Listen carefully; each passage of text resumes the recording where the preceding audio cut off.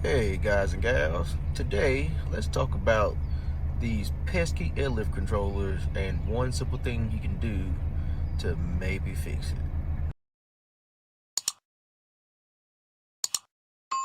If you ever have this issue where the controller just spazzes out, you might need to hit up somewhere and get a new cable. Airlift will give you the runaround for the most part, so just try to find the cheapest cable with the cheapest shipping and give it a try.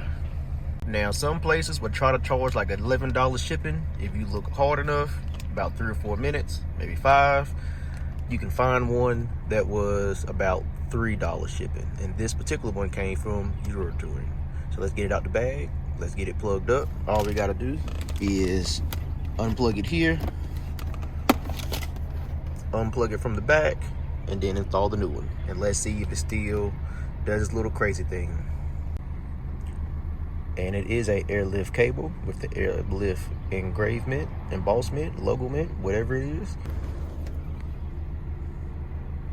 New cable, and it comes right up. If your controller is acting crazy and you think the issue is the controller, if you're under warranty, contact Airlift, tell them that your controller is acting crazy, have them send you a new cable. If you don't feel like going through that and you have the $11, $12 to spend, Google it, find the cheapest one with the cheapest shipping, and get it shipped to you. Plug it in, and you're done. Hope this tip helps somebody. Until next time, peace.